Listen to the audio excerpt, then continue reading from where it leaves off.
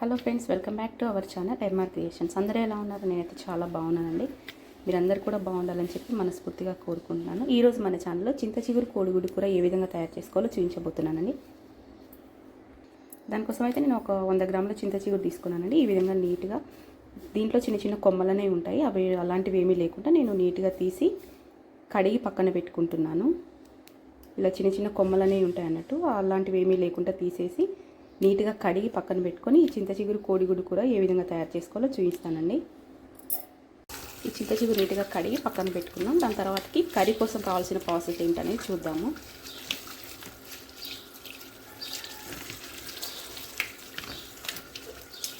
ఇప్పుడైతే ఈ కర్రీ ఏ విధంగా తయారు చేసుకోవాలో చూద్దాం. ముందుగా స్టవ్ ఆన్ చేసుకొని కడాయి పెట్టుకున్నాను. ఈ కడాయి కొద్దిగా వేడైన తర్వాతకి ఆయిల్ వేసుకోవాలి.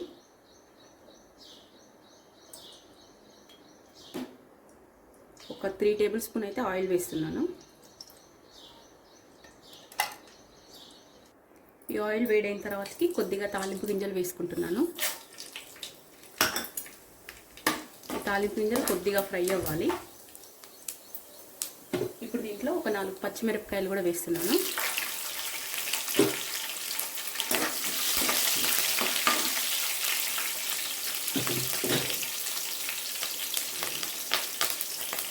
అదేవిధంగా ఒక పెద్ద సైజు ఆనియన్ ఈ విధంగా సన్నగా ముక్కలుగా కట్ చేసుకున్నానండి. మనం చేసుకునే చింత చిగురు కూరకి ఆనియన్స్ అనేది కొద్దిగా ఎక్కువగా ఉంటేనే మనం చేసుకునే ఈ కర్రీ అనేది చాలా టేస్ట్ ఉంటుంది. నేను ఒక పెద్ద సైజు ఆనియన్ అయితే తీసుకొని ఈ విధంగా సన్నగా ముక్కల్లాగా కట్ చేసుకున్నాను.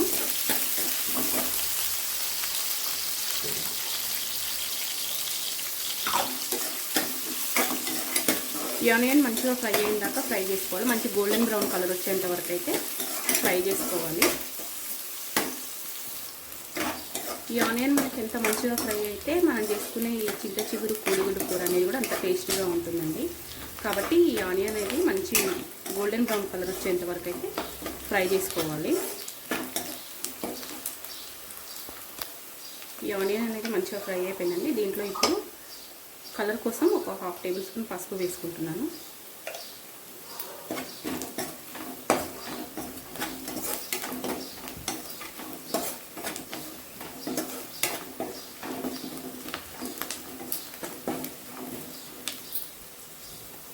నేను ఒక 100 గ్రామ్స్ చింత చిగురు తీసుకున్నానండి. దానికి నేను ఒక 5 అయితే కోడిగుడ్లు తీసుకుంటున్నాను. 100 గ్రామ్స్ చింత చిగురు తీసుకున్నాను కదా, వాటికి నేను ఒక 5 అయితే కోడిగుడ్లు తీసుకుంటున్నాను. ఈ చింత చిగురు అనేది పుల్లగా ఉంటుంది కాబట్టి కొద్దిగా ఎగ్స్ ఎక్కువ వేసుకుంటేనే టేస్ట్ కూడా చాలా బాగుంటుంది. ఈ ఎగ్స్ అనేవి మనం తీసుకున్న ఈ 5 కోడిగుడ్లు దీంట్లో కొట్టి వేసుకుంటే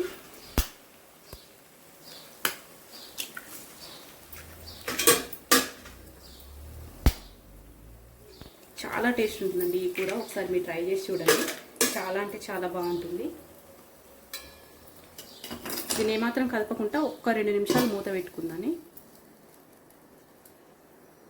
ఒకసారి చూద్దాము ఎగ్స్ ఎంతవరకు ఉడికినాయో.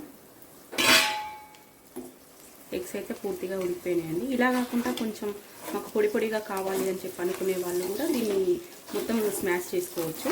నేను ఏ ఎగ్ ఆ ఎగ్ సపరేట్ ఉండాలని చెప్పని ఈ విధంగా అయితే చేస్తున్నాను. మీకు ఇలా ఇష్టం లేని వాళ్ళు వీటిని మొత్తం స్మాష్ చేసి గ్రేవీ కర్రీ లాగా కూడా తయారు చేసుకోవచ్చు.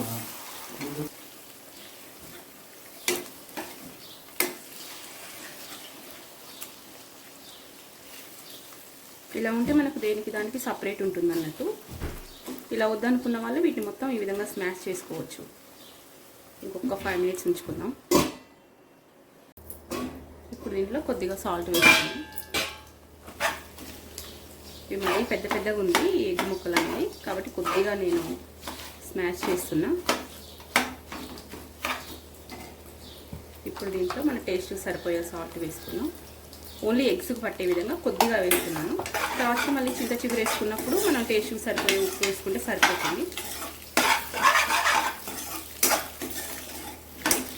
సాల్ట్ అనేది ఎగ్ ముక్కలకు పట్టేంత వరకు ఒక 2 నిమిషాలు మూత పెట్టుకున్నాం. ఇప్పుడు దీంట్లో మనం కడిగి పక్కన పెట్టుకుని చింత చిగురు ఉంది కదా, ఈ చింత చిగురు మొత్తాన్ని వేసుకుందాం.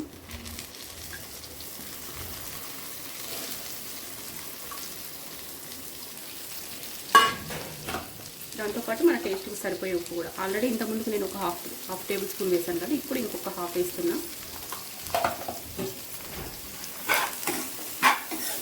ఈ చింత చిగురు మొత్తం ఈ ఎగ్స్కి పట్టే విధంగా ఈ విధంగా కలుపుకొని మూత పెట్టుకుంటే ఒక 5 నిమిషాలలో అయిపోతుందండి. ఎక్కువ టైం ఏం పట్టదు, చాలా తొందరగా ఉడికిపోతుంది ఈ చింత చిగురు అనేది. ఒక 5 మినిట్స్ మూత పెట్టుకుందాం. 5 నిమిషాల తర్వాతకి చూద్దాం ఒకసారి కర్రీ ఎంతవరకు అయింది.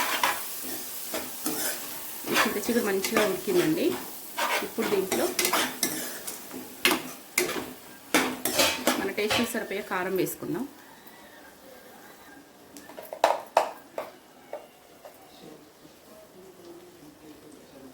మనం తినేదాన్ని బట్టి కారం అనేది వేసుకోవచ్చు.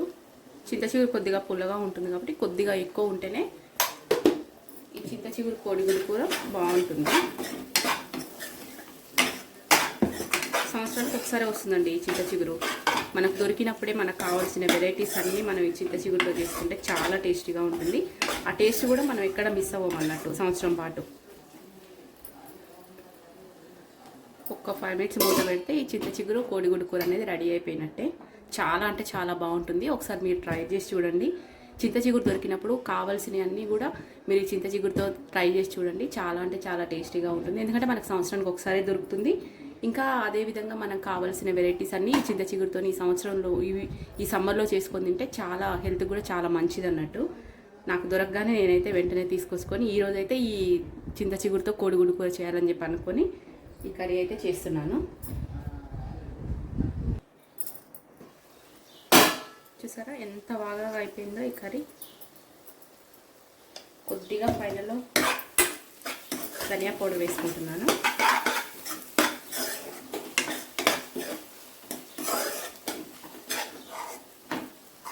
చూడండి ఎంత బాగా వచ్చిందో. చాలా అంటే చాలా టేస్టీగా ఉంటుంది. ఒకసారి మీరు కూడా కంపల్సరీగా ట్రై చేయండి. నేనైతే ఈ సీజన్ అయిపోయేంత వరకు ఈ చింత చిగురుతో ఏదో ఒక వెరైటీ చేస్తూనే ఉంటానండి. ఇంకా ఇది మనం వేరే బౌల్లోకి తీసేసుకుందాం. ఫైనల్గా కొంచెం కొత్తిమీర జల్లుకుంటున్నాను. చాలా టేస్ట్ ఉంటుందండి. ఒకసారి కంపల్సరీగా మీరు కూడా ఈ విధంగా ట్రై చేసి చూడండి.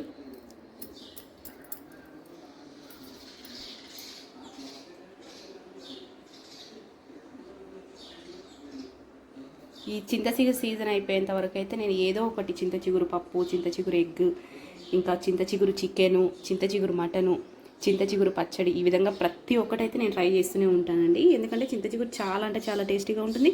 మనకి ఇది సంవత్సరంలో ఒక్కసారి మాత్రమే దొరుకుతుంది కాబట్టి ఈ సీజన్ అయిపోయేంత వరకు అయితే నేను ఖచ్చితంగా ఈ చింత చిగురుతో చాలా అంటే చాలా రకాల వెరైటీస్ అయితే చేస్తూనే ఉంటాను.